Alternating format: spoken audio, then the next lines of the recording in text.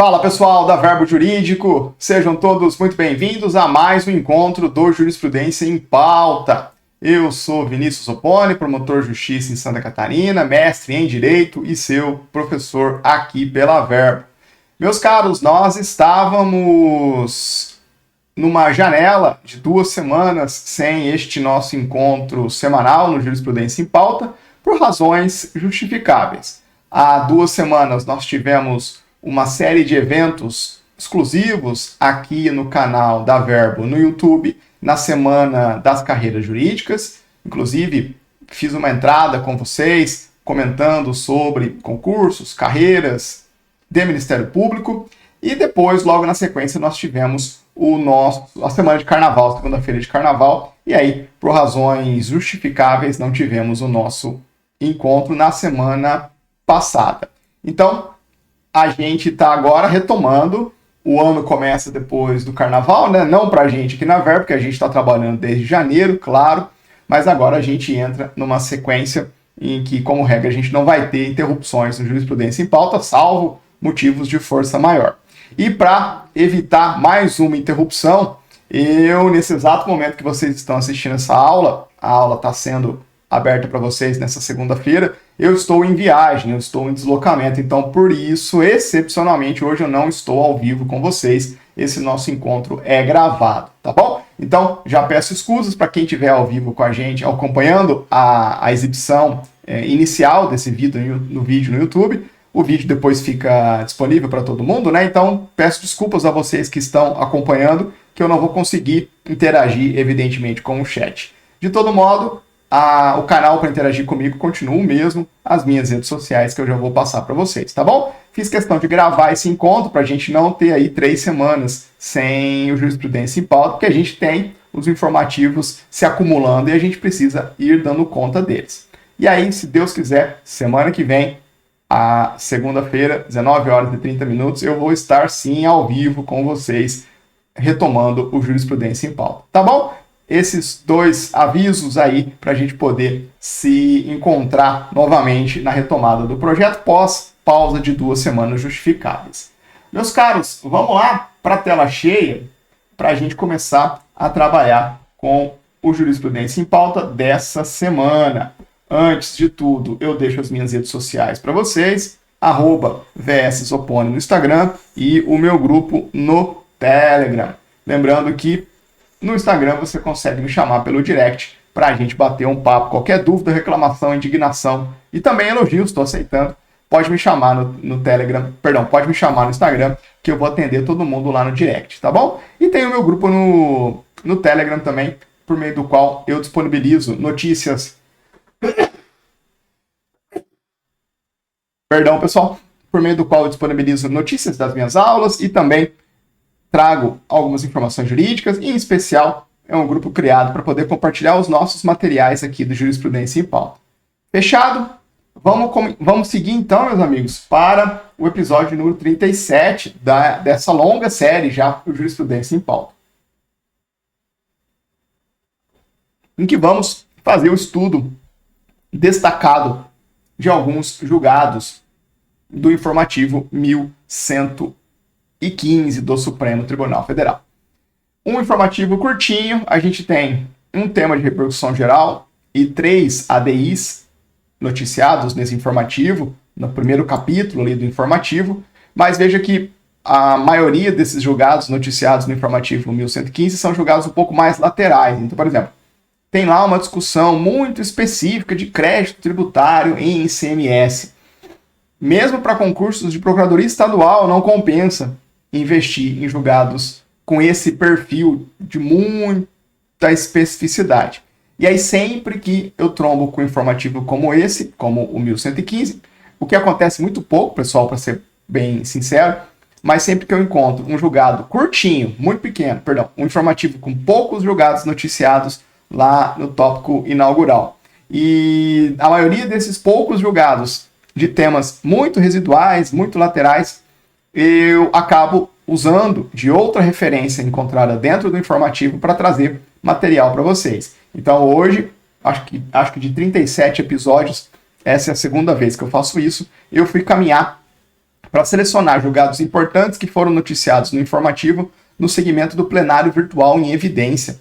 Então lá, por sua vez, a gente tem bastante julgado interessante que não vem explicado no informativo, mas que eu tô aqui, claro, para estudar também julgados que não são noticiados no informativo. É minha função, eu sou seu professor de jurisprudência, eu tenho que saber fazer isso e faço.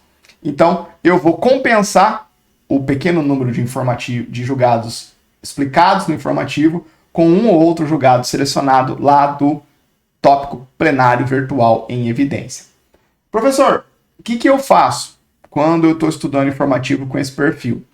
Concentre-se em fazer a leitura dos julgados noticiados, lembrando da dica do professor Vinícius, que não é tudo que sai no informativo que é importante para a prova, e essa é a razão pela qual eu seleciono julgados para vocês. E aí, meus amigos, eu sei que é difícil vocês acompanharem tudo que vem noticiado no plenário virtual em evidência. Eu sei que isso é bastante complexo.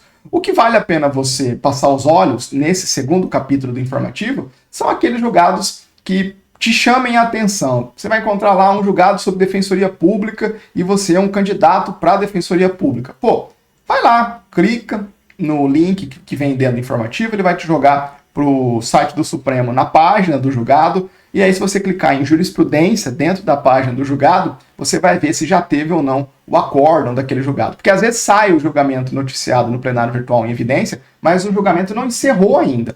Por isso que o plenário virtual em evidência, a gente não estuda ele no estudo de informativo como regra. Porque tem muita coisa lá que saiu apenas o voto do relator e teve um pedido de vista. Às vezes é um julgamento de uma medida cautelar. Então o plenário virtual em evidência é muito diluída, são muito diluídas as informações. Eu sou professor, dou aula regular de direito constitucional, tenho livro de direito constitucional jurisprudencial, eu preciso fazer isso. E aí, nesse trabalho, eu identifico os julgados que são importantes, tá bom? Fica só essa referência para você poder se orientar no estudo de informativos.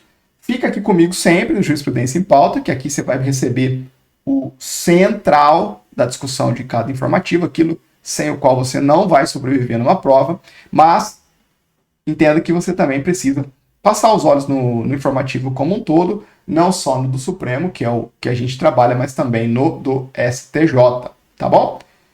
Feitas esses aclaramentos metodológicos que eu sempre gosto de apresentar, que de vez em quando a gente está pegando algum aluno novo que está chegando aí nos estudos de jurisprudência, está tentando ainda se familiarizar com o perfil desse importante tipo de estudo. Então ficam as dicas para quem está chegando e também para você que às vezes encontra alguma dificuldade em como se posicionar diante dos informativos.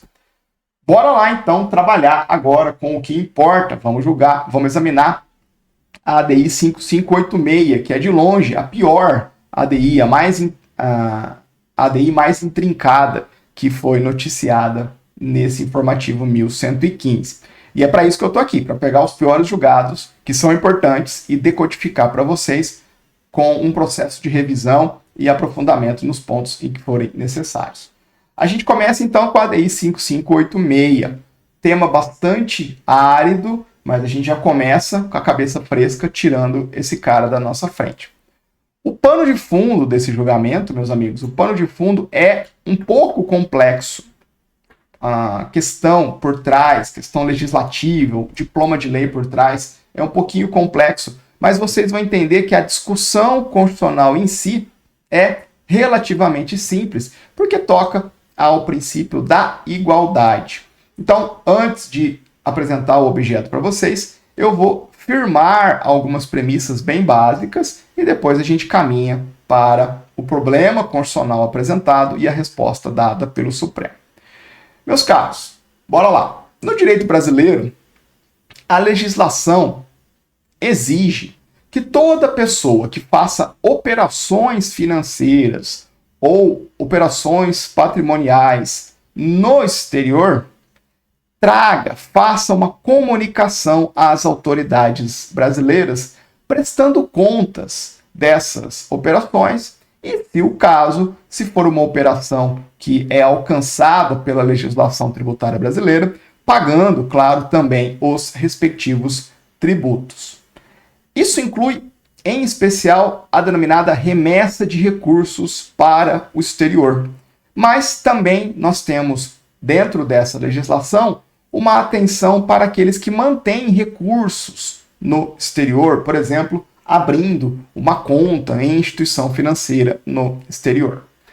A legislação brasileira que versa sobre esse ponto é relativamente complexa e, para fins de concurso, a gente não precisa detalhar.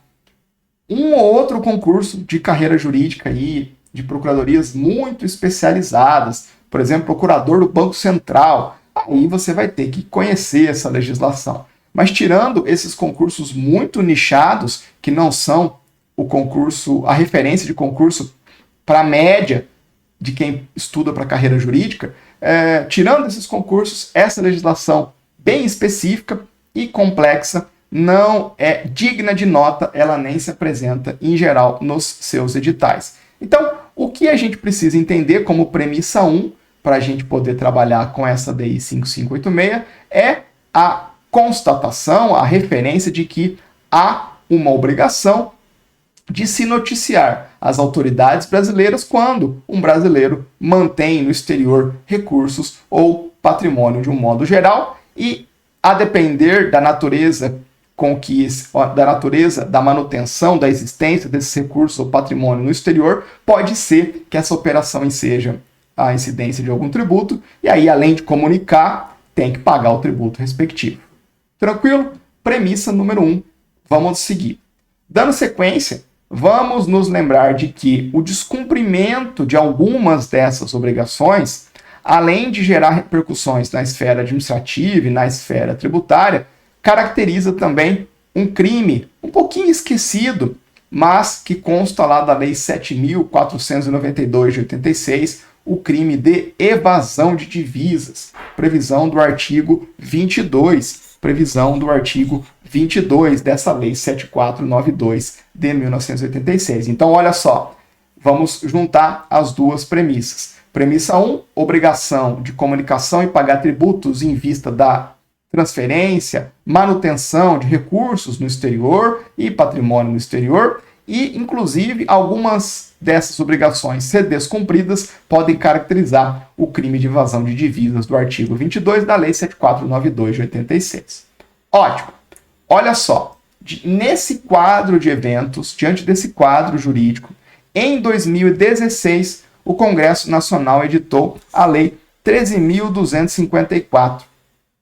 A Lei 13.254 de 2016 versa ou buscou criar um regime especial para estimular a regularização da situação de muitos brasileiros que mantinham recursos, bens ou propriedades, direitos no exterior.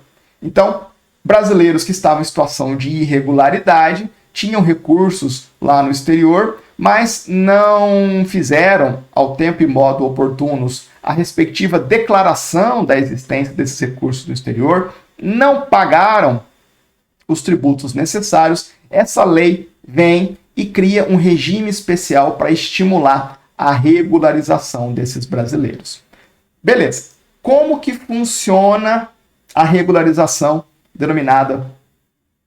trazida pela Lei 13.254 de 2016, a denominada Lei da Repatriação? Essa lei, se você tiver uma boa memória, gerou bastante polêmica na mídia lá em 2016, foi muito mal compreendida em algumas notícias de jornal. Então, vamos compreender as suas linhas gerais, só para a gente dar o último passo em direção ao problema que surgiu.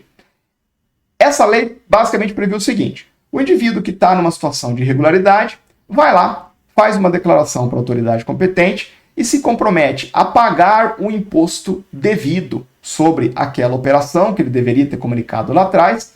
E aí, como consequência, ele apresenta essa declaração, noticia aquele patrimônio, aquele recurso que tem no exterior, paga o imposto devido, paga uma multa também por conta daquele quadro de irregularidade que ele estava.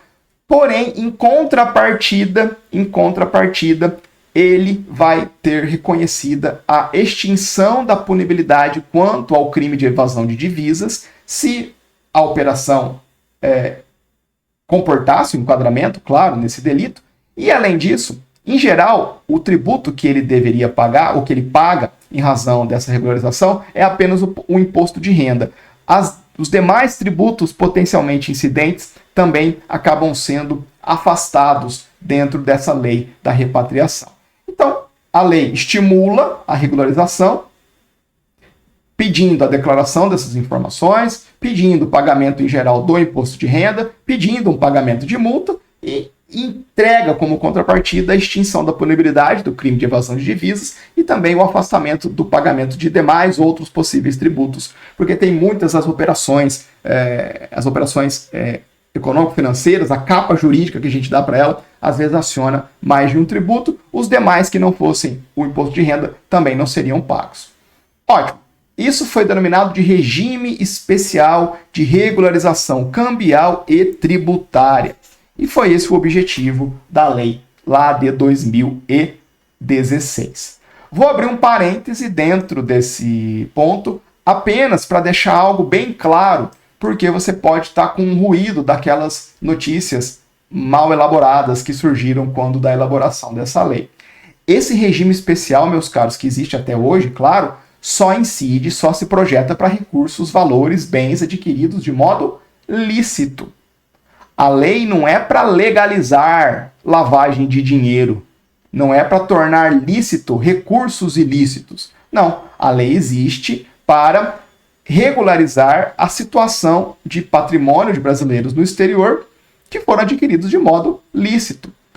A lei tem um espírito nobre, pessoal. Muito dessa legislação que exige essas obrigações, foram sendo incrementadas ao longo do tempo. E muitos brasileiros, de boa fé, desconheciam algumas exigências de comunicação, de registro, de declaração. E isso acabou deixando muitos brasileiros que de boa fé trabalharam, ganharam dinheiro, decidiram investir no interior, ter bens no exterior, em uma situação de irregularidade numa janela de tempo. E aí a lei de 2016 serve para prestigiar esses brasileiros e não, claro, para regularizar patrimônio ilícito. Tranquilo? Fecha esse parênteses para você não cair em confusões em relação à Lei 13.254. Vamos para o objeto da nossa ADI. Essa lei, a 13.254, no seu artigo 11, trouxe uma exceção. Como assim? A lei disse o seguinte: minhas disposições não se aplicam para um grupo específico de pessoas. Um grupo específico de pessoas não podem se valer desse regime especial. Qual grupo de pessoas? Quem está nesse grupo de pessoas? Olha o que o artigo 11 diz.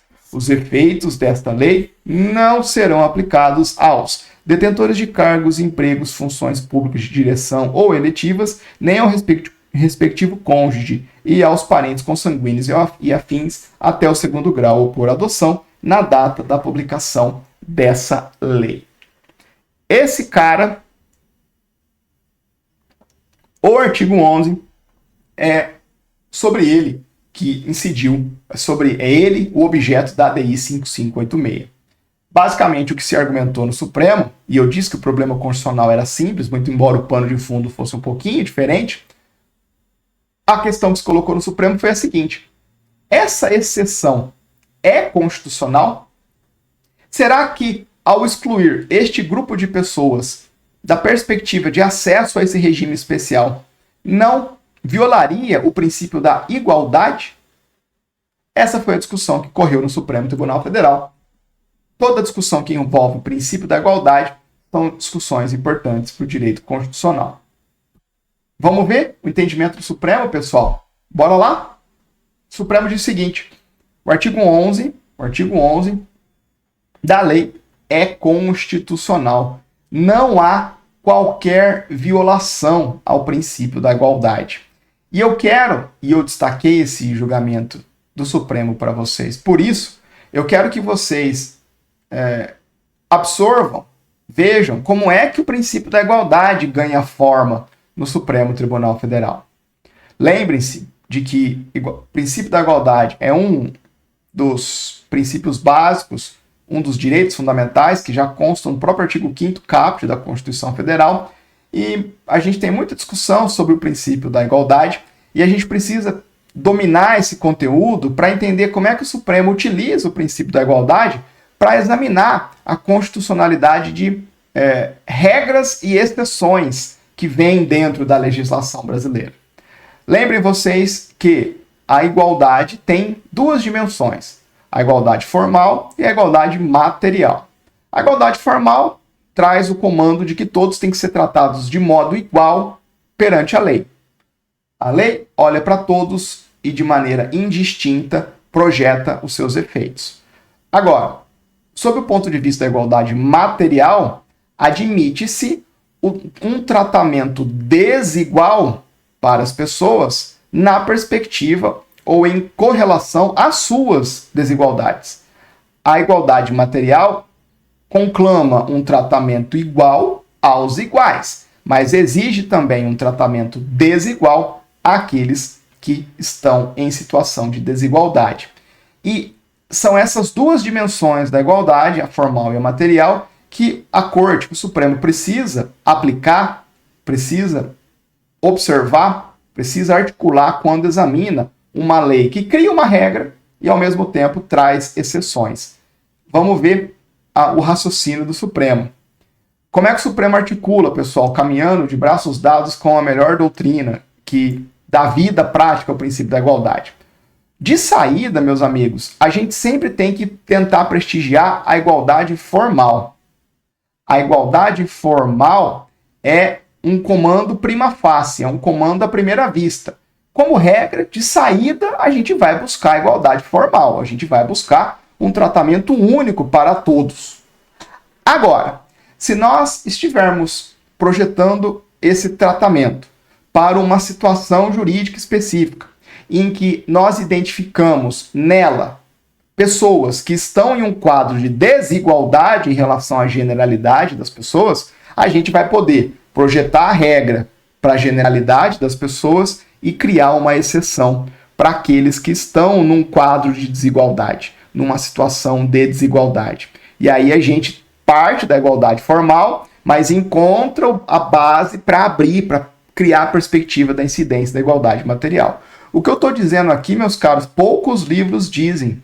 Vocês entenderem que o ponto de partida é a igualdade formal, projeta o tratamento igual para todos naquela situação e identifica, será que tem algum grupo aqui dentro desse contexto que legitima, que justifica eu não projetar esse tratamento isonômico, padronizado, homogêneo para todos? Se a gente identificar que sim, que há um grupo que está num quadro de desigualdade, aquele tratamento homogêneo não vai incidir sobre ele e a gente vai criar um tratamento diferenciado. E é daí que vem a regra e as exceções a essa regra.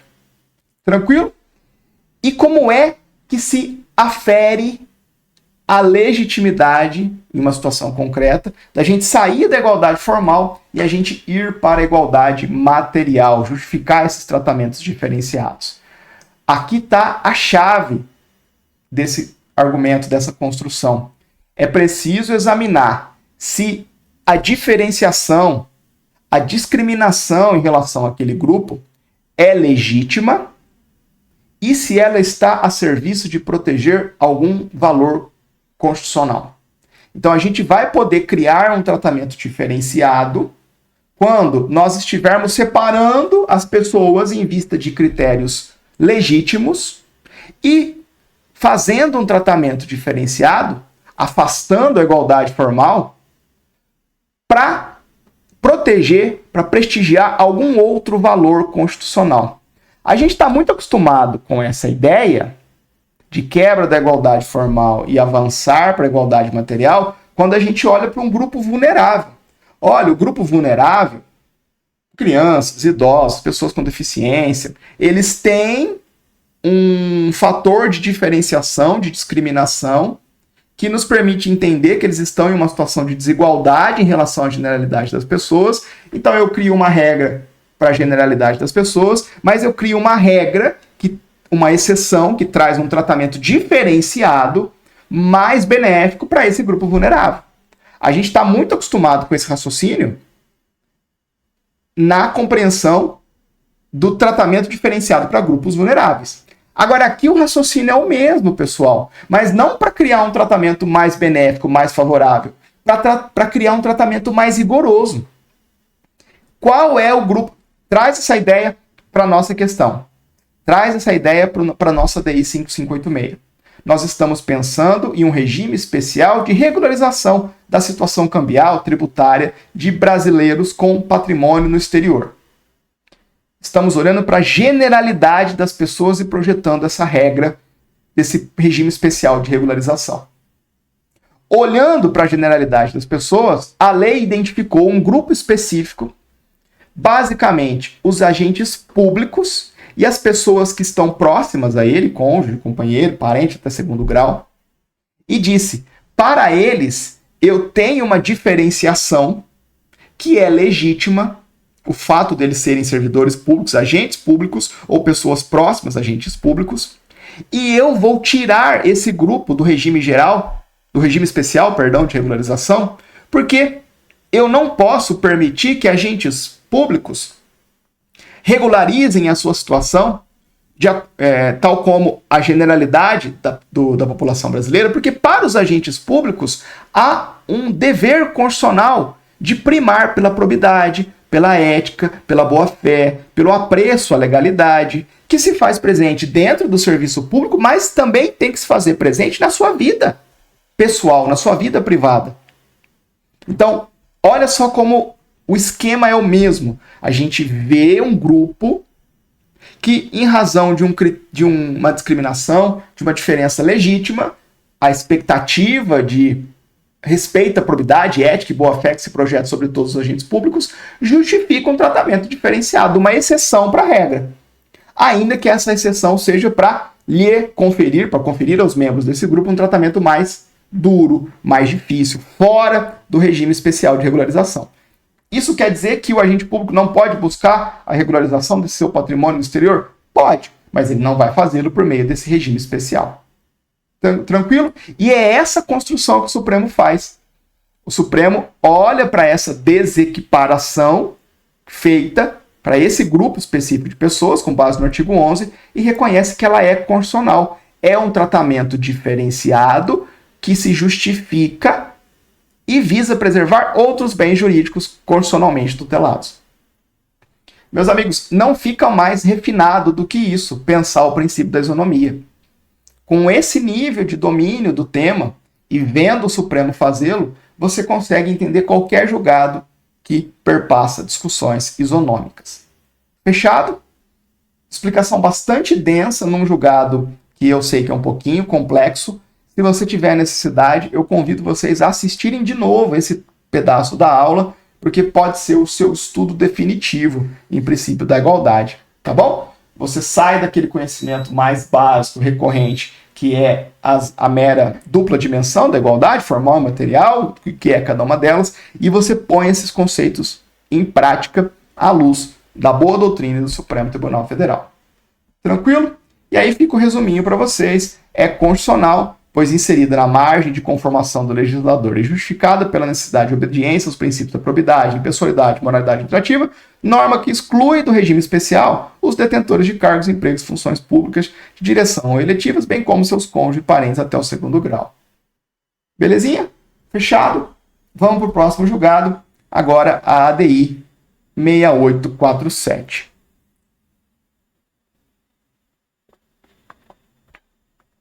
Vamos lá? Meus caros, uma ADI que tem cara de concurso para Delta.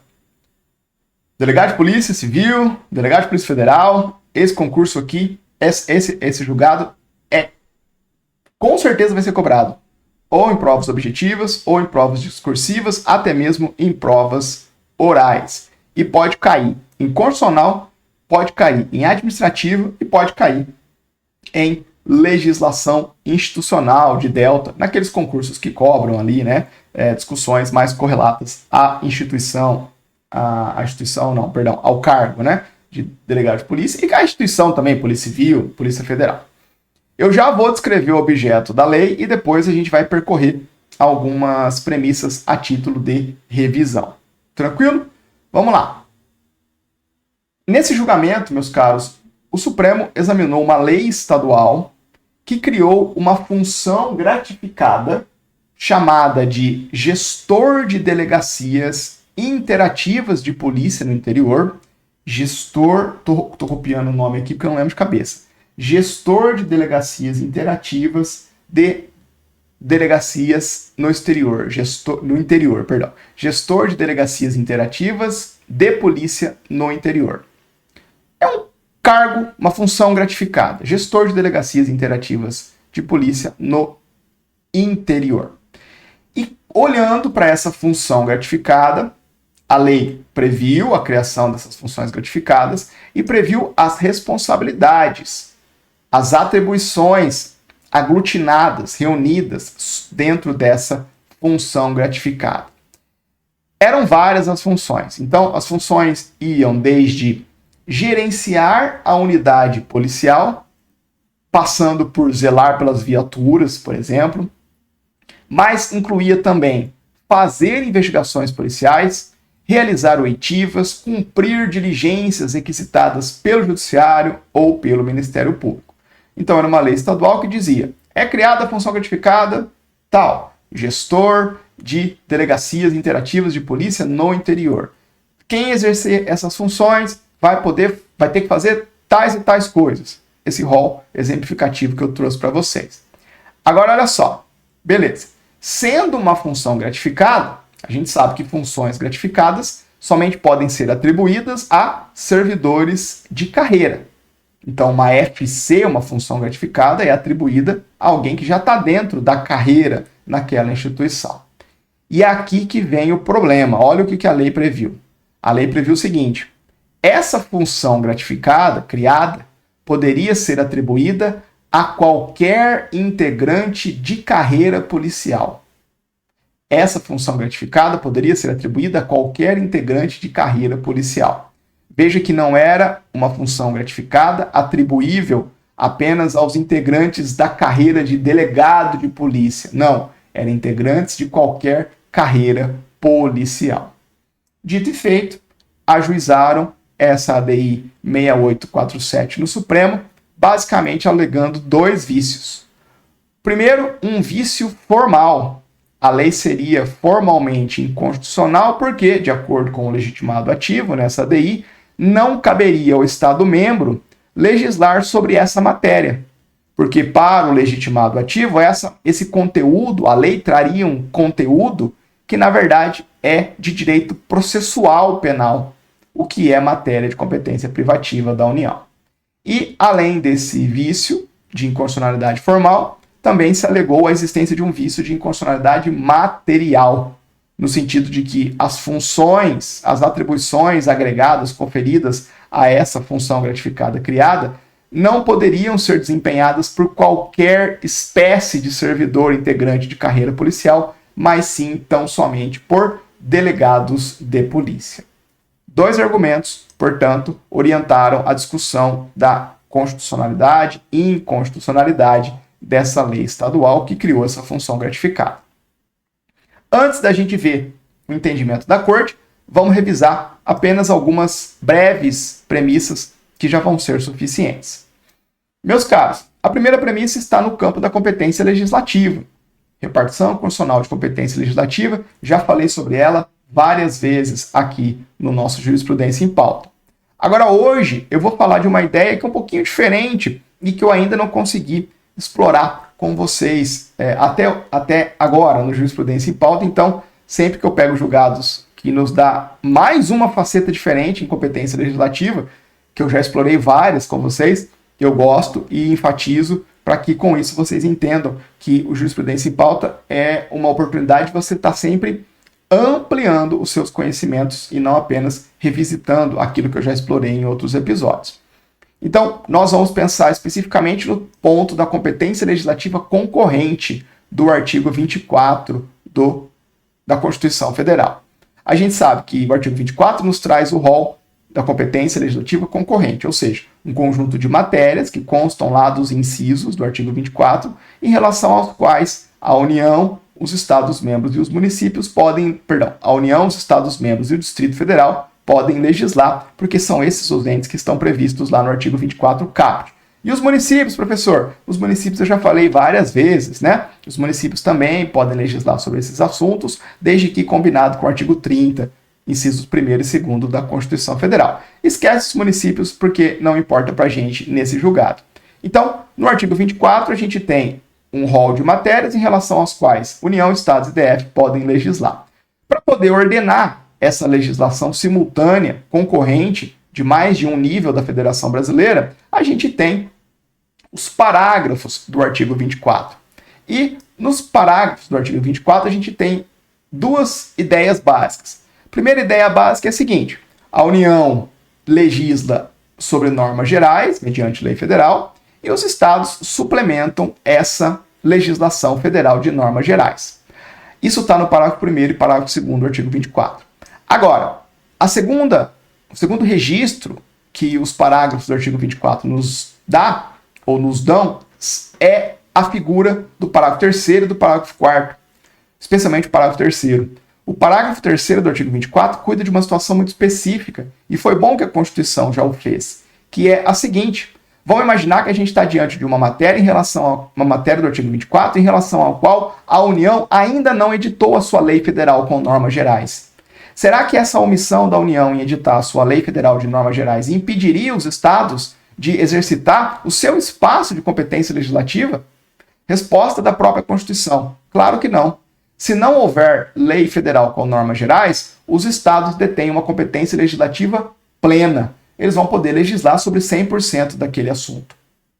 E aí, o parágrafo 4º, só para não ficar perdido, o parágrafo 4º trata de uma situação em que antes não havia lei geral, lei federal com normas gerais, e o Estado membro, por isso, exercitou a sua competência legislativa plena, mas aí depois vem a lei federal de normas gerais. E aí o que acontece? Basicamente, o que acontece é uma suspensão da eficácia dos dispositivos da lei estadual que existia, que estiver em contrariedade com aquela nova lei federal de normas gerais. Beleza. Essa é uma revisão básica, já falei sobre isso várias vezes aqui no Jurisprudência em Pauta, sobre o artigo 24 e os seus parágrafos, e eu estou direcionando a nossa conversa especialmente para o cenário do parágrafo 3º do artigo 24, vocês vão entender por quê daqui a um pouquinho. Essa foi a nossa primeira premissa. Vamos para a segunda e última premissa de revisão, para a gente poder entender o debate que se instaurou no Supremo Tribunal Federal. A segunda premissa diz respeito aos delegados de polícia. Meus caros, se vocês derem um Ctrl F na Constituição, existe menção aos delegados de polícia pela Constituição Federal? Resposta: sim, existe. Especialmente ou particularmente da previsão do artigo 144, parágrafo 4º da Constituição Federal. Esse parágrafo 4º da Constituição Federal diz mais ou menos o seguinte, vou falar de cabeça que eu não lembro a redação fechadinha. Tem coisa da Constituição que eu lembro de cabeça, outras coisas eu lembro a ideia. Mas abre aí o 144, parágrafo 4º, você vai ver que eu estou bem preciso. Esse parágrafo 4º diz o seguinte: a Polícia Civil tem as seguintes incumbências: desenvolver as funções de polícia judiciária e apurar as infrações penais, exceto as militares. E além disso, aí lá no meio desse parágrafo 4º tem informação: a Polícia Civil é dirigida por delegados de polícia. É isso o que a gente tem sobre delegados de polícia na Constituição Federal.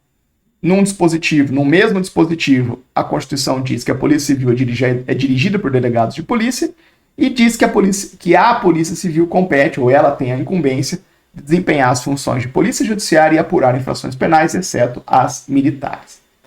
É esse o pano de fundo constitucional que a gente tem, para poder entender a discussão que ganhou corpo no Supremo Tribunal Federal. Uma discussão que orbita uma lei estadual que criou uma função gratificada, passível de ser exercida por servidores integrantes de carreira policial, e não apenas delegado de polícia, pode ser um agente, um escrivão de polícia, por exemplo, e dentre as atribuições compreendidas nessa função gratificada, nós tínhamos desde atos de gestão da unidade policial até atos de investigação. Bateram na porta do Supremo falando: essa lei estadual é formalmente inconstitucional, porque na verdade ela versa sobre o processo penal, e isso é matéria de competência legislativa e privativa da União, e essa lei também é materialmente inconstitucional, porque essas funções são exercitadas apenas por delegado de polícia, então uma função gratificada não pode trazer essas funções e permitir o seu direcionamento para alguém que não seja integrante da carreira de delegado de polícia. Vamos ver a resposta do Supremo, pessoal? Vamos ver a resposta do Supremo. A Corte teve que enfrentar ambos os argumentos de inconstitucionalidade. E vamos começar, porque essa é a ordem lógica das coisas, vamos começar primeiro pela alegação de inconstitucionalidade formal. Então, o legitimado ativo disse que a lei estadual era inconstitucional porque usurpava a competência privativa da União para legislar sobre processo penal. E o Supremo não concordou com esse argumento, por uma razão muito simples. O Supremo disse: o que essa lei traz não é processo penal. Para ser bem franco, o legitimado ativo disse: isso é penal e processo penal. Penal não é nunca, né? Mas tudo bem. Vamos pegar só o processo penal. O Supremo disse: o que essa lei traz, a matéria sobre a qual ela versa, não é processo penal. A lei versa sobre a organização da Polícia Civil. Aí vem um ponto que eu esqueci de mencionar para vocês aqui, ó. No artigo 24, uma das matérias que estão dentro da competência legislativa concorrente é justamente a organização, no inciso 16, a organização, garantia, direitos e deveres das polícias civis. Eu fiz aquela introdução longa sobre o artigo 24 e esqueci de pontuar o inciso que nos era importante. Dentro do artigo 24, e, portanto, dentro do rol de matérias de competência legislativa concorrente de União, Estados e DF, a gente tem o inciso 16, que versa sobre organização, garantias, direitos e deveres da Polícia Civil. Então, integra a competência legislativa concorrente de União, Estados e DF versar sobre a organização das polícias civis. E foi isso que o Supremo apontou nesse primeiro tópico. Ele primeiro disse que o que a lei faz não é versar sobre processo penal, é versar sobre organização da Polícia Civil, e os Estados membros podem sim legislar sobre essa matéria, porque ela está prevista no artigo 24, inciso 16, como eu acabei de mencionar. Agora vem o ponto interessante que eu quero destacar com vocês desse julgamento, ou um raciocínio interessante, que é o seguinte: lembrem o que eu disse sobre os parágrafos do artigo 24. Sempre que a gente tem uma matéria contida no artigo 24, a gente tem o espaço de competência legislativa dos entes da federação delimitados pelos seus parágrafos. E o cenário padrão em relação às matérias do artigo 24 é: a União edita lei federal de normas gerais e os estados editam uma lei estadual suplementando a lei federal. Aí vem a pergunta que o próprio Supremo se fez e respondeu: cadê a lei federal de normas gerais sobre a Polícia Civil?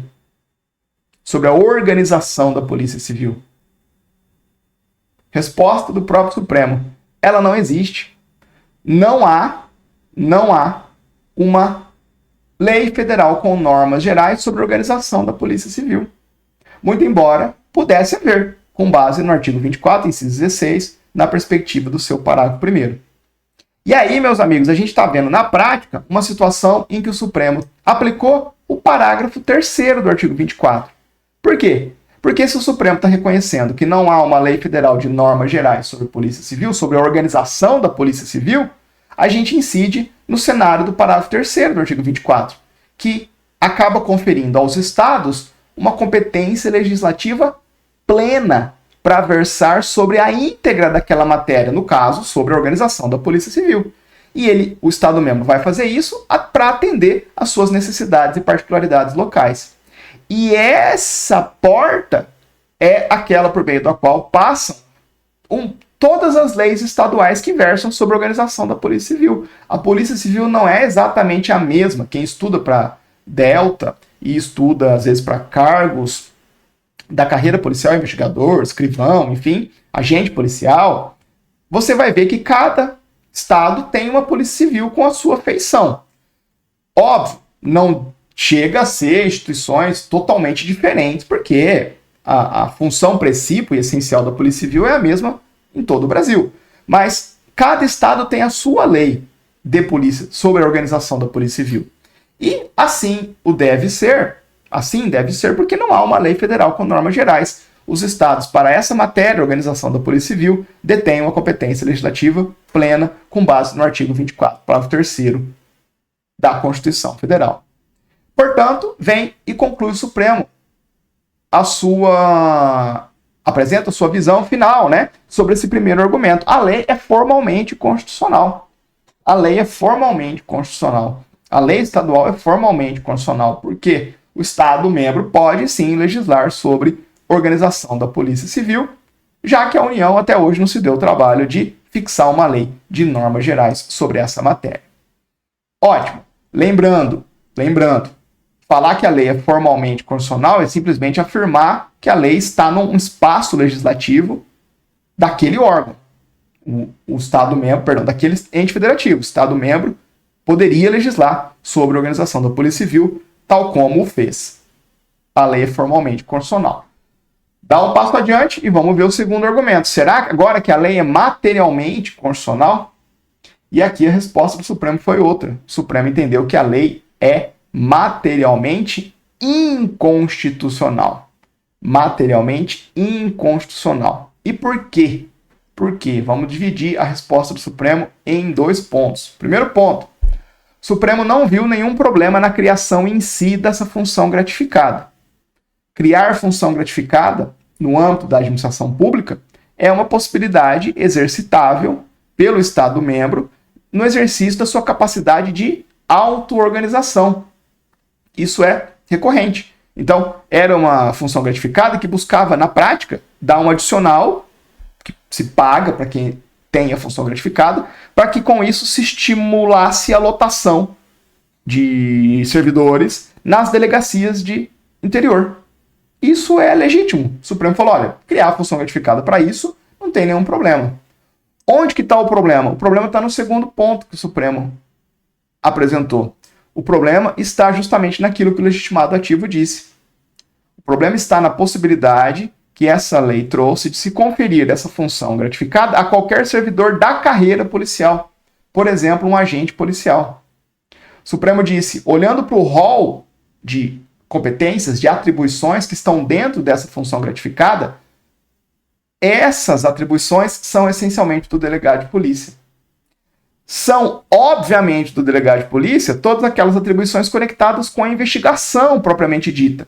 Mas também são do delegado de polícia, e esse é um ponto importante para uma prova mais temática, né, uma prova de delta aí, Brasil afora. O Supremo disse, as próprias funções de gerência e coordenação administrativa de uma delegacia de polícia têm que estar nas mãos de quem dirige a Polícia Civil, ou as unidades da Polícia Civil, que são os delegados de polícia. E por essas razões, o Supremo reconheceu a inconstitucionalidade material dessa lei. Meus caros, isso aqui dá uma questão cheia de primeira fase e especialmente de segunda fase em concurso para Delta. Tenho certeza de que quem prestar Delta aí em algum domingo ao longo desse ano vai abrir um caderno de prova e vai ver esse julgado sendo cobrado, porque dá uma ótima oportunidade para pensar sobre legislação estadual sobre a organização da Polícia Civil e é um julgado importante do Supremo que ajuda a fixar o quadro de atribuições que são próprias, que são típicas do delegado de polícia, em razão daquela pobreza constitucional em versar sobre os delegados de polícia. Não tem nada, né? Não temos temos só aquele artigo 144, parágrafo 4º que eu mencionei para vocês. Então isso, diante desse silêncio constitucional sobre a atuação, o campo de trabalho do delegado de polícia, julgados do Supremo com esse perfil auxiliam bastante e, claro, chamam a atenção da carreira e da instituição respectiva. Fechado? Mais um julgado para conta. Vamos seguir. Fica aí o resuminho para vocês. Vamos seguir agora para a ADI 5567. Passa a régua no caderno e vamos lá.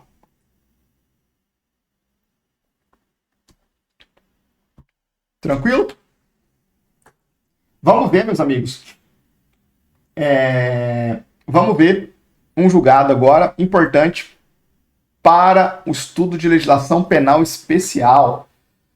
É um julgado bastante importante, você precisa conhecer, porque é um julgado que versa sobre a Lei 12.850 de 2013, que é a Lei de Organizações Criminosas. Se porventura você nunca leu a Lei de Organizações Criminosas, estudo para carreira jurídica, anota na sua listinha aí, porque é uma lei presente em 100% de todos os editais de carreira jurídica, de Delta a defensor público, todas envolvem a lei de organizações criminosas. Ou ela vai estar lá no seu edital de penal, ou vai estar no edital de legislação penal especial, né? Pode até estar no de processo penal, porque é uma lei bem de múltiplos objetos. Lei de organização criminosa, ou lei de organizações criminosas, lei 12.850 de 2013. Olha só, nessa ADI 5567, o Supremo examinou a constitucionalidade dessa lei de organizações criminosas.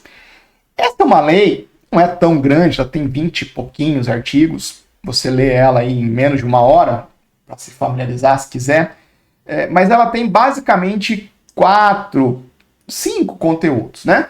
Então, essa lei, conteúdo 1, define o que é organização criminosa.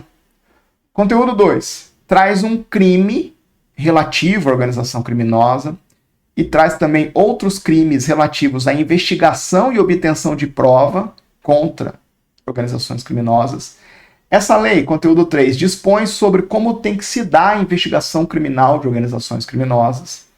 Essa lei também especifica alguns meios de obtenção de prova e talvez aqui no tópico 1, definição de organização criminosa, e tópico 4, meios de obtenção de prova, sejam os pontos mais importantes dessa lei. Então é aqui que a gente tem institutos como ação controlada, agente infiltrado, colaboração premiada, diversos meios de obtenção de prova bem ruidosos, bem debatidos na doutrina, cai bastante em prova. E o último conteúdo, para tentar ajudar você a sistematizar o que consta dessa lei, a lei esclarece qual é o procedimento criminal aplicável nos processos que envolvem organização criminosa. Beleza. A essência dessa lei lá de 2013, eu nunca vou me esquecer dela, que foi a última lei que eu estudei para fins de concurso público antes de entrar no Ministério Público. Eu não me lembro a data dela, mas eu já estava estudando para oral e essa lei surgiu. Revogou uma legislação anterior, que, salvo engano, era de 96, 97. Eu tinha estudado ela, a lei anterior, de cabo a rabo, conhecia todas as discussões, tinha tido uma alteraçãozinha legislativa lá algum tempo antes, e aí surge a lei 12.850. Foi uma das últimas que eu estudei, porque eu passei no concurso ali no finalzinho de 2013. Claro, última lei que eu estudei para passar na prova, né? Depois a gente continua estudando para trabalhar, para dar aula, enfim. Então eu nunca vou me esquecer da lei 12.850 de 2013. Foi praticamente a última lei, a última novidade legislativa que eu acompanhei como concurseiro. E a essência dessa nova lei, agora nem tão nova, né? Já tem aí 11 anos, é a seguinte: o reconhecimento de que a criminalidade organizada, criminalidade conduzida pelas denominadas organizações criminosas, as ORCRIMs, é uma criminalidade diferente daquela ordinariamente experimentada na sociedade. Por quê? Porque a criminalidade conduzida pelas organizações criminosas é uma criminalidade mais forte, mais estruturada, que tem maior penetração na sociedade, mais capilarizada. É uma criminalidade que gira muito dinheiro e isso gera uma cooptação maior de criminosos e, por vezes, consegue penetrar até mesmo dentro do Estado. E, em razão disso, dessa constatação de que a criminalidade organizada é uma criminalidade diferente, foi preciso reforçar, incrementar, melhorar, aperfeiçoar o instrumental de atuação do Estado para enfrentar a criminalidade organizada. E isso se deu por meio dessa lei 12.850, que atualizou bastante a visão brasileira sobre organizações criminosas. E nessa atualização, nesse novo regramento legislativo, nós tivemos a previsão de crimes conectados a organizações criminosas com penas mais altas, pelo menos em relação às penas que nós tínhamos anteriormente, e também a legislação tem o grande mérito de trazer novos instrumentos de investigação criminal, instrumentos mais contundentes, mais modernos, para poder vencer os obstáculos que investigar uma organização criminal apresenta. Beleza?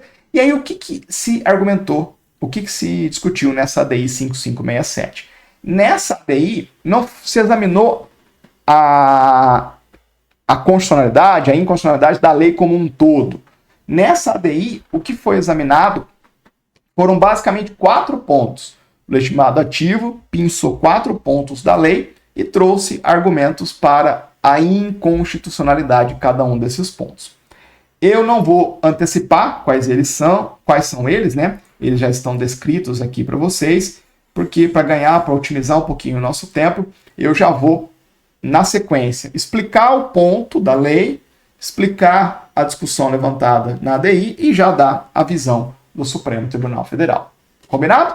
E isso vai nos permitir, inclusive, um pequeno, mas importante estudo desses 4 pontos da Lei de Organizações Criminosas, que, eu repito, precisa estar no seu quadrante de leis que você lê periodicamente.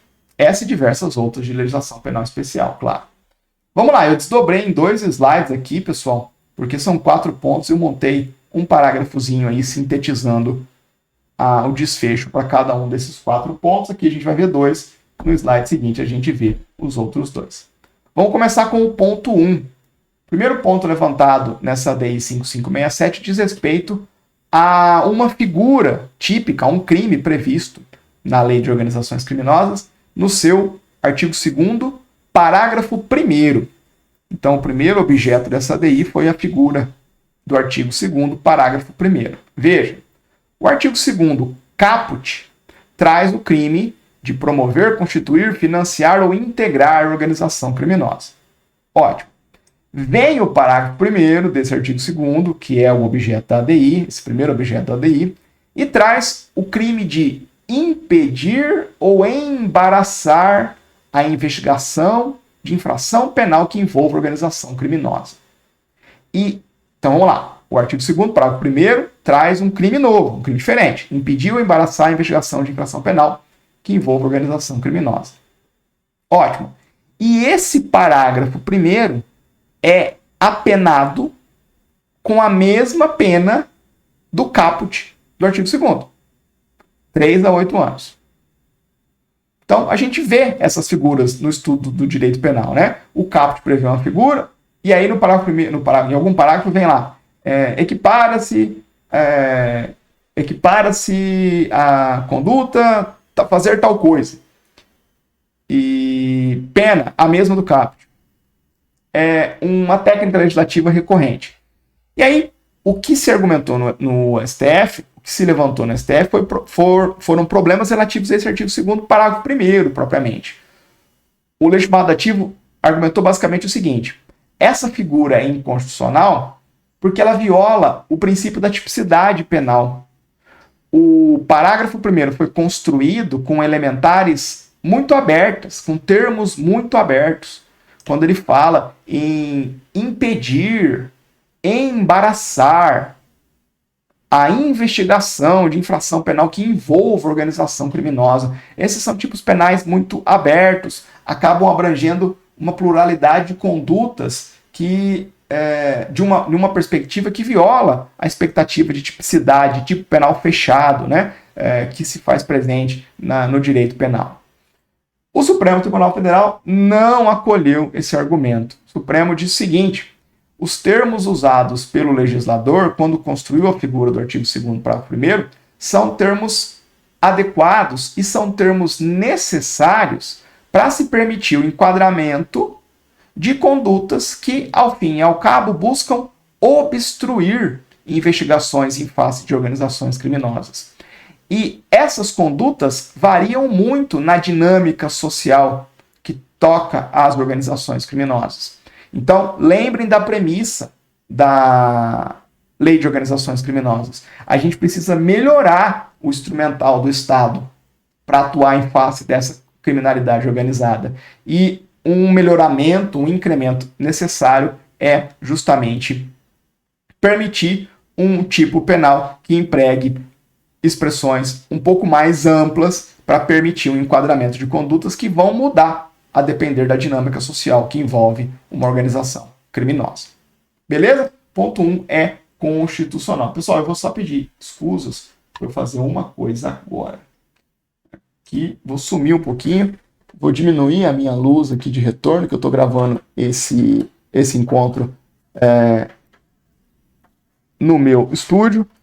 e aí o Sol girou, não tô à noite, né? Não tô na minha luminosidade natural, o Sol girou aqui e aí a câmera tende a perder o foco se ficar com muita luz nessa direção. Coisas de estúdio caseiro, né? Então fechei aqui minha persiana. Beleza? Fazendo tratamento da imagem da aula durante a aula, isso é normal. Estamos aí então com o primeiro ponto dessa ADI superado.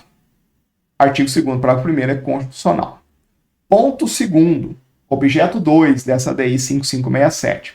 Agora o legitimado ativo arrumou encrenca com a previsão do artigo 2º, parágrafo 6º. A lei de organizações criminosas, no artigo 2º, parágrafo 6º, prevê que, se um funcionário público for condenado em definitivo pela prática do crime de organização criminosa, vai haver a imposição automática da perda do cargo. E, além disso, vai haver também uma proibição para o exercício de qualquer função ou cargo público por outros 8 anos após o cumprimento da pena. Basicamente é isso que prevê o parágrafo 6º. O parágrafo 6º do artigo 2º nos dá uma hipótese de efeito automático da sentença penal condenatória. Lembra disso? Quando se estuda os efeitos da sentença penal, lá nos artigos 91, 92 do Código Penal. Então, aqui a gente tem um efeito automático da sentença penal. Primeiro, da sentença penal que reconhece que um servidor público, um funcionário público, cometeu o crime de organização criminosa. Primeiro efeito automático, perda do cargo e da função pública.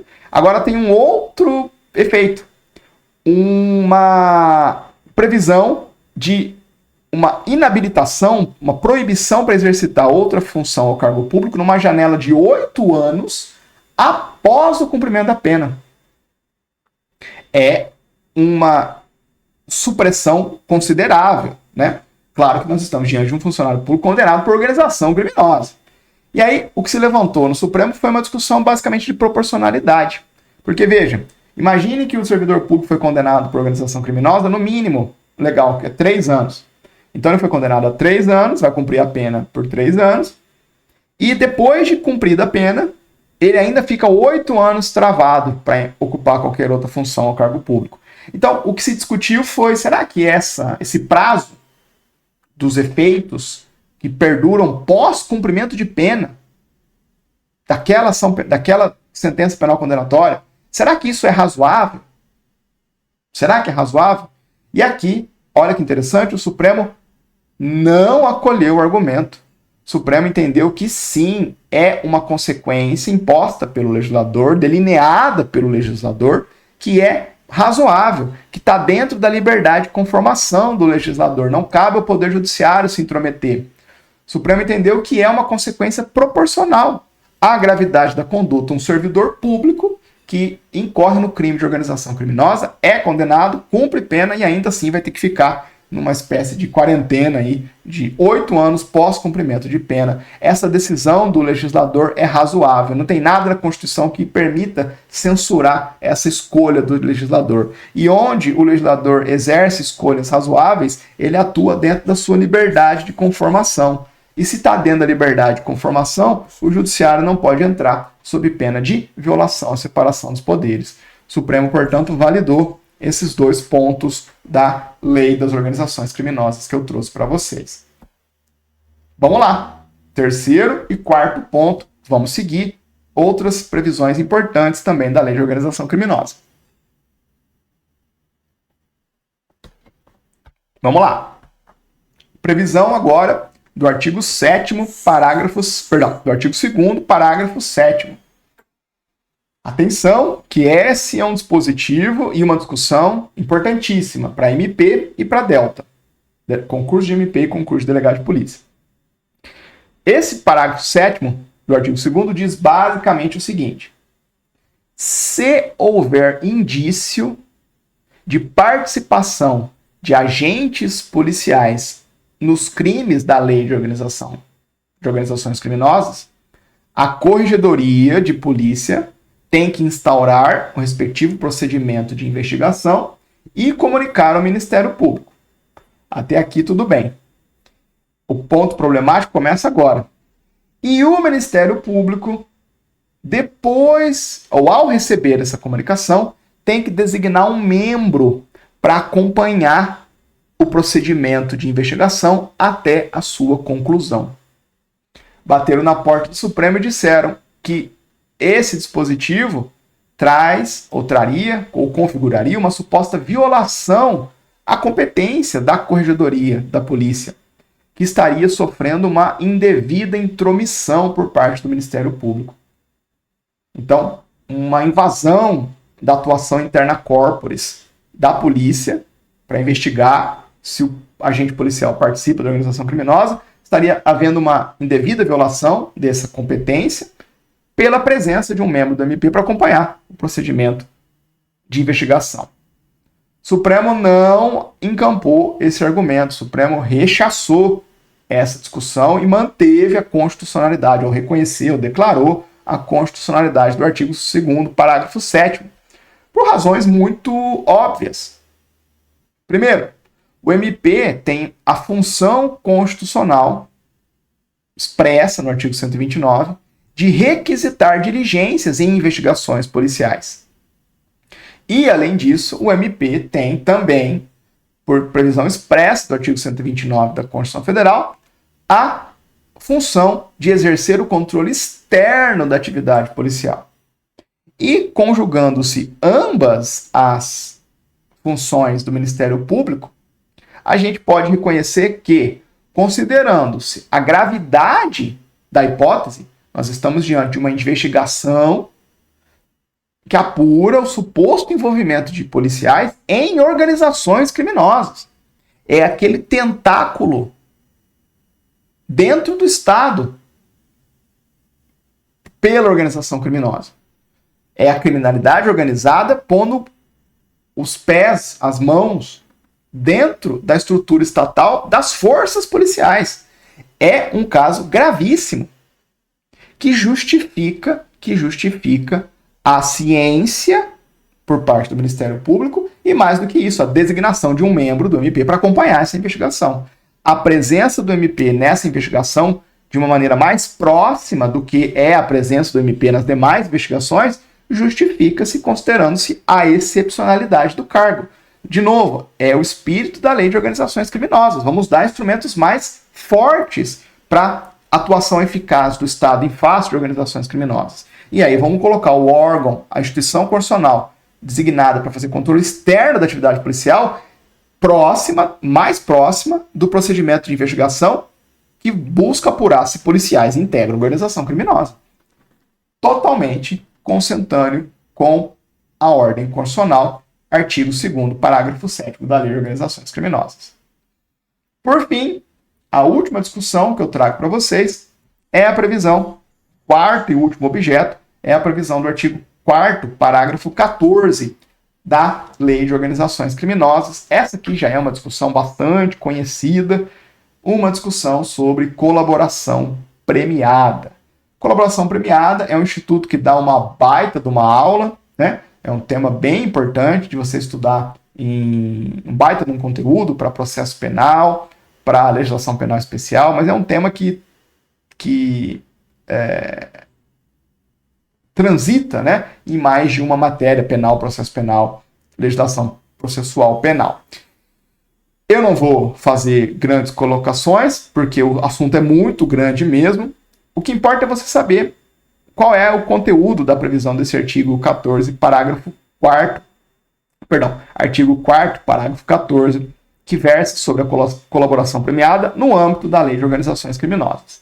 Então, esse dispositivo prevê basicamente o seguinte: nos depoimentos que o colaborador for prestar no curso, na celebração da sua colaboração premiada, o colaborador tem que renunciar, na presença do seu defensor, do seu advogado, renunciar ao direito ao silêncio e ele precisa, o colaborador, fazer o compromisso, é preciso tomar o compromisso legal de dizer a verdade.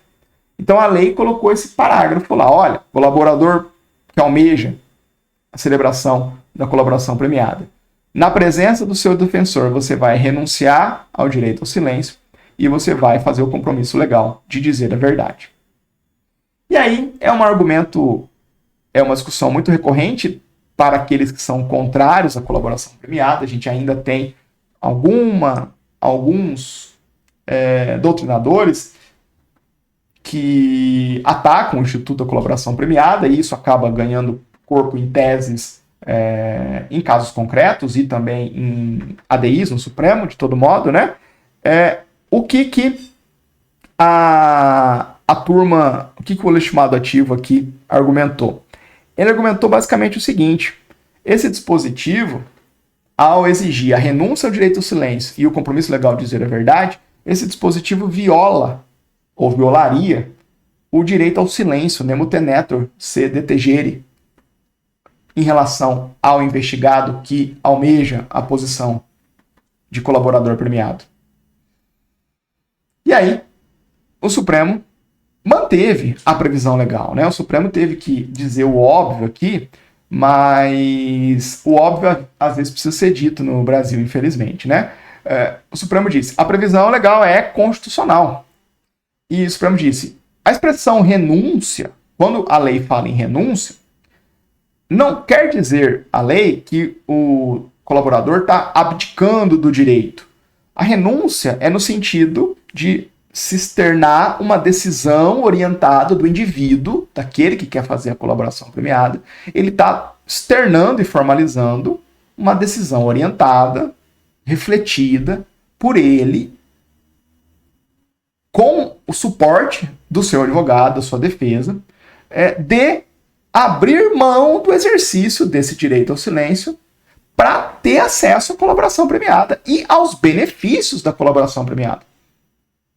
E, além disso, fazer o compromisso de dizer a verdade é uma base ética mínima que o colaborador precisa manter com os agentes públicos com os quais ele vai celebrar a colaboração premiada. Imagine se vamos dar benefício de colaboração premiada a quem mentir no depoimento de colaboração premiada. Não faz nenhum sentido. Então, é da essência do Instituto Colaboração Premiada uma decisão de abrir mão do exercício ao direito ao silêncio e, em contrapartida, um compromisso legal de dizer a verdade, para poder ter acesso à colaboração premiada e ter acesso aos múltiplos benefícios que dela decorrem. Ou podem decorrer, né? Depende dos casos concretos. Então, disse o Supremo, não há nada de errado com o artigo 4º, parágrafo 14. Fechado? E com isso, em síntese, o Supremo afastou todas as arguições de inconstitucionalidade e manteve a constitucionalidade na íntegra da lei das organizações criminosas. Tranquilo? O que eu faço de sugestão para vocês antes de avançar para o nosso último julgado? Se você já tem se você já tem o estudo feito da lei de organizações criminosas, tem seu livrinho grifado, tem o seu caderninho montado, tem o seu resuminho, leva esse julgamento lá para o seu caderno, para o seu livro, põe uma setinha, agrega essas informações e lá no seu vademecum põe um destaque, uma marquinha, um asterisco, nesses dispositivos que eu mencionei para vocês, porque o seu examinador está lendo os informativos do Supremo, está vendo as discussões e há uma grande chance de, na prova, se não cair a ADI em si, cair esses dispositivos, porque eles ganharam uma atenção maior do Supremo e, consequentemente, das bancas, e vai ganhar uma atenção maior dos livros, na doutrina, nas próximas edições. Então, você faz esse estudo direcionado, tá bom? Tem que ler a lei como um todo, mas você vai dar aquele grau extra de atenção a esses 4 dispositivos, que por si só são importantes, né? No geral da lei. Agora são redobradamente importantes. Vamos lá, um resuminho bem simples, né? Não tem como colocar em 3, 4 linhas esse monte de informação. A lei de organizações criminosas é constitucional. Para a gente encerrar esse nosso encontro, vamos fazer o estudo da ADI 2935. ADI 2935. Um julgado, meus amigos, que tem cara de prova. Cara de prova. Isso aqui pode cair em direito constitucional, mas pode cair em penal e pode cair também em legislação penal especial, especialmente LEP, Lei de Execuções Penais. Tá bom? Vamos lá. Eu já vou descrever o objeto da lei, da ADI para vocês, uma lei estadual. Depois a gente revisa algumas premissas e caminha para a decisão do Supremo, aquele modus operandi padrão aqui na Jurisprudência em Pauta. Vamos lá?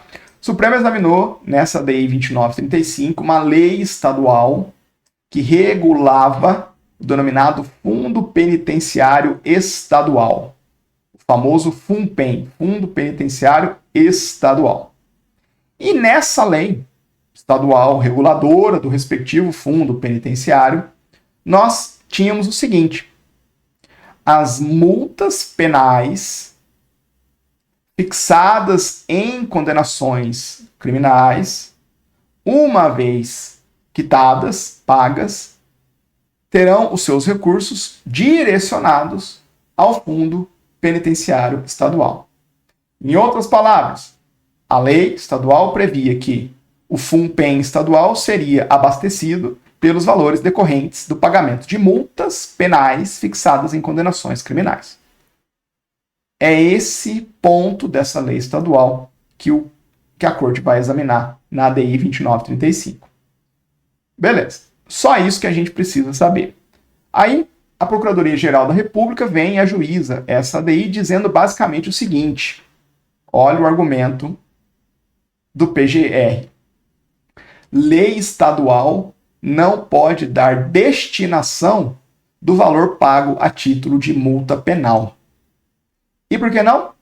Porque isso é versar sobre direito penal. E direito penal, todos nós sabemos, é matéria de competência legislativa privativa da União. Talvez essa seja a hipótese do artigo 22 que todo mundo já decorou, né? Artigo 22, inciso 1º da Constituição Federal. Lá tem direito penal, matéria de competência legislativa privativa da União. Essa foi a argumentação da PGR. Vamos trabalhar com duas premissas a título de revisão e depois a gente segue para a decisão da Corte. O primeiro ponto de revisão é básico em direito constitucional e é básico em direito financeiro. Estamos falando de fundos penitenciários. Aí vem a pergunta: o que é um fundo mesmo, pessoal? Você já precisa saber isso, e não é só o professor Vinícius de Direito Financeiro, né? Todo mundo sabe, dou aula de financeiro também, tenho livro de Direito Financeiro para concurso público, para a OAB. Fica o convite aqui para você conhecer também o meu manual, meu resumo de Direito Financeiro para concurso e OAB. O que é um fundo? Fundo é uma categoria orçamentária, ou seja, é um pedacinho lá do orçamento, por meio do qual um conjunto de recursos financeiros específicos vai ser direcionado a finalidades específicas. Então, fundo é um mecanismo que se cria para direcionar a ele determinados recursos específicos e garantir que todo o recurso que está dentro do fundo seja utilizado também em finalidades específicas. Há vários exemplos de fundos no direito brasileiro, muitos dos quais as provas têm a expectativa que você conheça. Melhor exemplo, o Fundo da Infância e Juventude. É um fundo que vai existir no âmbito federal, no âmbito estadual, no âmbito municipal. Algumas verbas vão ser direcionadas a esse fundo e vão poder ser empregadas basicamente para custear projetos e programas na área de promoção e preservação de direitos de crianças e adolescentes. Isso é um fundo. O fundo, por expressa previsão constitucional, para ser criado, precisa de uma autorização legislativa. Então, em síntese, é a lei que cria fundo. E a lei, quando cria o fundo, ela faz basicamente três coisas. Ela fixa a finalidade do fundo, ou seja, qual é a destinação, para que o fundo serve, ele vai concentrar os seus recursos em quê? A lei fixa as receitas que vão abastecer o fundo, da onde vai vir a grana que vai entrar no fundo e depois sair só para aquela atividade. E a terceira coisa que a lei que cria fundo faz também, em geral, é definir como que ele tem que ser gerido. Aí isso aqui a gente deixa para lá, não dá tempo de aprofundar tanto. Mas toda lei que cria fundo versa sobre esses três conteúdos. Traz esses três conteúdos. E foi isso que a lei estadual fez. Ela criou o fundo penitenciário estadual. Ela criou um fundo para direcionar recursos para o sistema penitenciário estadual. E quando ela lista os recursos, ela coloca que um dos recursos que vão abastecer o fundo penitenciário estadual é os valores decorrentes do pagamento de multas penais. Pena de multa fixada em sentença penal condenatória pela Justiça Estadual. Beleza? Entendemos o que são os fundos. Agora vamos lá. Segunda premissa também é básica em direito penal para a gente poder revisar. Pena de multa, pessoal. Pena de multa. A gente sabe que para cada delito há a fixação de sanções penais. E quando a gente estuda o Instituto Sanções Penais, a gente identifica que há basicamente 3 espécies de sanções penais. A pena privativa de liberdade, as penas restritivas de direito e, olha ela aqui, a pena de multa. A pena de multa vem prevista no preceito secundário do delito e ela pode estar prevista de maneira cumulativa ou alternativa à pena privativa de liberdade. E a gente tem algumas figuras excepcionais no direito brasileiro de delitos que são apenados exclusivamente com a pena de multa. Você vai lá, crime, fazer tal coisa, pena, multa. É uma figura um pouco excepcional, porque em geral é crime, fazer tal coisa, é crime, pena, tanto a tanto de detenção e reclusão e ou multa. Em geral é assim. É essa multa que eu estou falando. É sobre essa multa que nós estamos falando, essa espécie de sanção penal. A pena de multa tem regramento no Código Penal e na Lei de Execução Penal. Eu trouxe aí para vocês, deixei a menção apenas ao artigo 49 do Código Penal, que na primeira parte dá uma referência importante para a destinação do pagamento da pena de multa. Olha o que o artigo 49 do Código Penal diz. A pena de multa consiste no pagamento ao fundo penitenciário da quantia fixada na sentença. Então, nosso ponto de partida é que, de fato, o valor pago a título de pena de multa é para ir para o fundo penitenciário. Agora, vejam que o Código Penal não especificou qual o fundo penitenciário. E aqui que está a semente da discórdia. Será que são os fundos penitenciários estaduais ou será que é o fundo penitenciário nacional? E aí, nesse cenário, com esse pano de fundo, a gente vem e encontra essa lei estadual direcionando para o FUNPEN estadual o valor do pagamento dessas multas. Essa é a pergunta que se apresentou no Supremo. Será que isso é ou não constitucional? E aqui, meus caros, a gente tem uma resposta bem imediata da Corte. O Supremo disse que essa lei estadual é inconstitucional. O Supremo entendeu que definir a destinação dos valores pagos a título de pena de multa é matéria que se insere no âmbito do direito penal. E, portanto, é sim matéria de competência legislativa privativa da União. A lei estadual é formalmente inconstitucional por usurpação de competência do Supremo Tribunal Federal. Perdão, da União. A lei estadual é formalmente inconstitucional por usurpação de competência legislativa privativa da União, à luz do artigo 22, inciso 1º da Constituição Federal. Beleza. Olha o resuminho aí que eu trago para vocês. Para a gente encerrar, eu vou trazer 2 aprofundamentos, 2 complementos para vocês sobre esse tema. Sobre esse tema que justificam ou que vão deixar o seu estudo um pouquinho mais encorpado. Aprofundamento 1. Vamos imaginar que a pessoa foi condenada criminalmente e dentre as sanções impostas está o pagamento de uma pena de multa. Calculada lá no Código Penal, a gente estuda, né, como que se calcula a pena de multa, os mínimos, os máximos, valor do salário mínimo, isso tudo a gente estuda no direito penal. A pessoa foi condenada criminalmente, sentença transitou em julgado, tá lá a pena de multa, o condenado, o apenado com a pena de multa não paga espontaneamente a pena de multa. E aí, como é que faz? Será que a gente pode converter a pena de multa em pena privativa de liberdade? Claro que não. Essa discussão é vencida no direito brasileiro há décadas. O artigo 51 do Código Penal, que eu mencionei aqui para vocês, diz que a pena de multa tem que ser tratada como dívida de valor.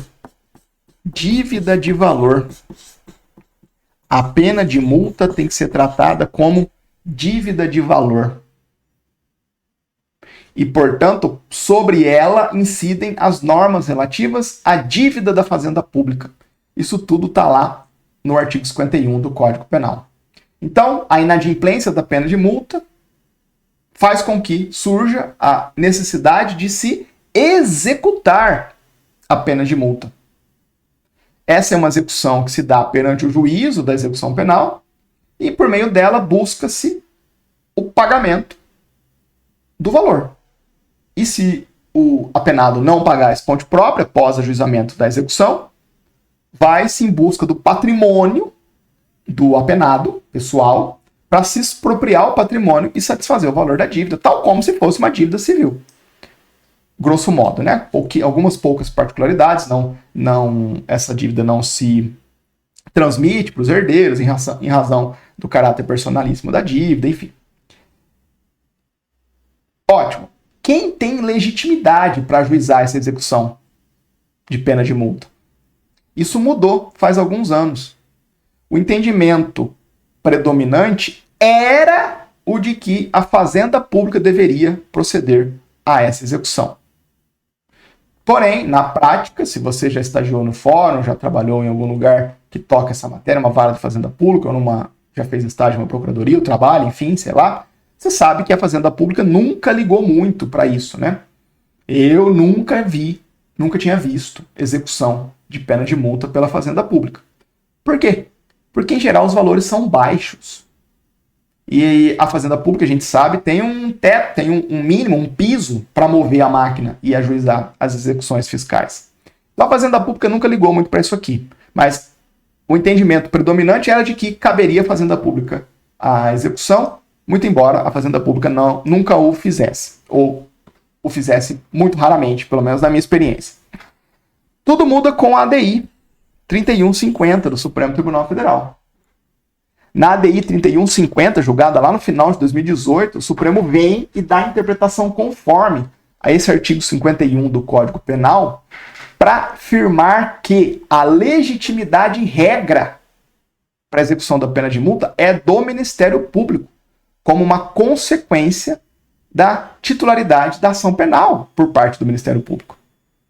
Então, o Supremo muda a regra do sistema, muda o entendimento até então predominante, para dizer que compete ao Ministério Público. É legitimidade ativa do MP para se ajuizar a ação executiva da pena de multa perante a vara de execução penal. E a Fazenda Pública não pode? O Supremo diz o seguinte: a Fazenda Pública pode ainda, só que de modo subsidiário. Se o MP não o fizer, a Fazenda Pública poderá fazê-lo. Tá bom? Então hoje, sobre pena de multa, você precisa conhecer também esse aspecto mais operacional, processual de execução. E vejam vocês que, pelo menos aqui em Santa Catarina, eu estava em uma promotoria de execução penal, estou ainda, né? Eu ajuizei centenas de execução de penas de multa. Centenas. Literalmente centenas. E aí aqui em Santa Catarina acabou sendo criada uma solução que eu entendo bastante racional. Foi criada uma vara estadual para execução dessas penas de multa e uma promotoria de atribuição estadual. Então se concentrou esse trabalho em órgãos especializados. Uma promotoria só para executar essas penas de multa e uma vara de execução penal só para processar essas execuções de penas de multa. E aí isso voltou a ser um problema jurídico, entre aspas, né? Porque até então a Fazenda Pública não fazia, não tinha jurisprudência, não tinha julgado, ninguém estava procurando esse recurso. Agora, hoje, com os MPs tomando partido, e desculpem aqui o comentário um pouco mais institucional, né? Com o MP correndo atrás, os valores são pequenos, mas vai avolumando esses recursos começam a fazer diferença. Esses recursos começam a fazer diferença. Beleza, esse é o primeiro aprofundamento. O segundo aprofundamento é bem rápido, é apenas para fechar o circuito aqui, né? Para que, acho que isso ajuda como um instrumento didático para você fechar as discussões. Veja, se você está refletindo aí do outro lado, você deve estar pensando o seguinte: professor, não me parece muito justo esse entendimento do Supremo. Porque se os Estados-membros não podem direcionar esse valor das penas de multa para o seu sistema prisional, significa que isso tudo vai para a União? Não é bem assim. Não é bem assim. Por quê? Porque a lei que rege o Fundo Penitenciário Nacional dá uma solução diferente. O Fundo Penitenciário Nacional, o FUNPEN Nacional, é objeto dessa lei complementar aqui, ó, 79 de 1994. Alguns editais trazem previsão sobre o FUNPEN Nacional. Se não constar do seu edital, não tem problema, que eu vou te falar aqui é apenas para fechar o circuito e você entender 100% desse tópico.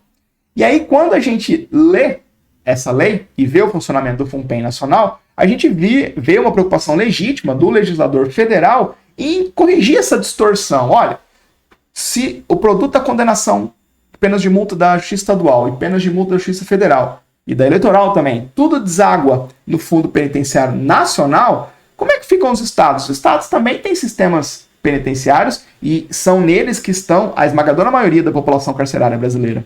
É justo que essa grana fique toda com a União? Não, não é justo. Óbvio que não é justo. E aí, a Lei Complementar 79 de 94, salvo engano, lá no seu artigo 3º, fixou que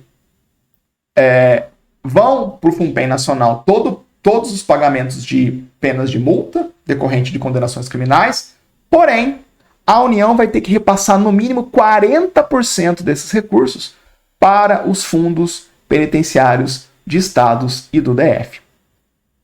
E aí pronto, a gente tem uma certa correção dessa distorção. Você pode discutir se esses 40% é pouco ou muito, enfim, são matérias fora do direito, né? Discussões políticas aí dentro das dinâmicas federativas do Estado brasileiro, mas saiba você que esse julgamento do Supremo não acaba redundando em um não aporte de recursos aos fundos penitenciários estaduais em decorrência do pagamento das multas.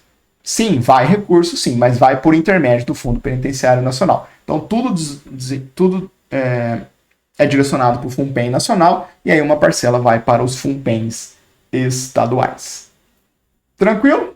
Fechamos o quarto e último julgado desse nosso encontro. Meus amigos, foi um prazer estar com vocês, ainda que numa aula gravada, como eu mencionei para vocês, mas eu não poderia deixá-los 3 semanas sem encontro, lembrando que ficamos 2 semanas fora por eventos aqui na Verbo, na primeira semana, na segunda semana Carnaval, e hoje, por razões pessoais, estou nesse momento que você está vendo a aula viajando, né? No momento em que a aula iria ao vivo, na segunda-feira, às 19h30, estou para a rua, para a estrada, não consigo dar aula ao vivo, ou dar ela de maneira precária, né? Então, fiz questão de gravar esse encontro para vocês. Semana que vem, se tudo der certo, se Deus quiser, a gente vai estar ao vivo, 19h30, aqui no canal da Verbo.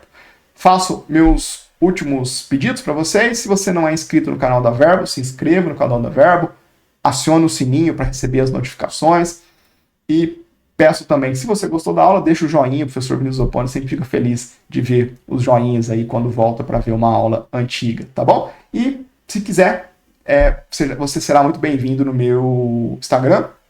Me acompanhe por lá, @vszopponi, Zoponi, e o meu grupo no Telegram também. Combinado? Meus amigos, foi um prazer estar com vocês nesse encontro. A gente se vê semana que vem. Fiquem com Deus, bons estudos e até a próxima.